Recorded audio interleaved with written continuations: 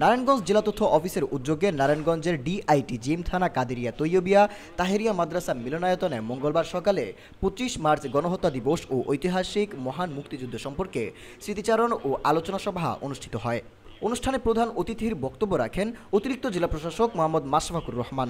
জেলা তথ্য অফিসার মোহাম্মদ কামরুজ্জামানের সভাপতিত্বে সভায় বক্তব্য রাখেন জেলা প্রাথমিক শিক্ষা অফিসার ফেরদৌসী বেগম, ইসলামিক ফাউন্ডেশনের উপপরিচালক মোহাম্মদ জামাল হোসাইন, কাদেরিয়া তৈয়বিয়া তাহেরিয়া মাদ্রাসার সুপারিনটেন্ডেন্ট মাওলানা মাইনুল হাসান, সাংবাদিক ও মানবাধিকার কর্মী এস.এম. জহিরুল ইসলাম বিদ্যুৎ ও গণমাধ্যম ব্যক্তিগণ সহ সাংবাদিক প্রতিনিধি ও মাদ্রাসা শিক্ষার্থীরা উপস্থিত ছিলেন।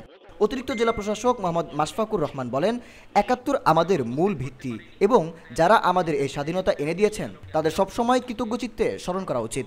আমাদের যদি কখনো দেশের জন্য আত্মহুতি দিতে হয় তাহলে ভবিষ্যৎ প্রজন্ম আমাদের মনে রাখবে। কাদেরিয়া তৈয়বিয়া তাহেরিয়া মাদ্রাসার শিক্ষার্থী মোহাম্মদ মিনহাজ।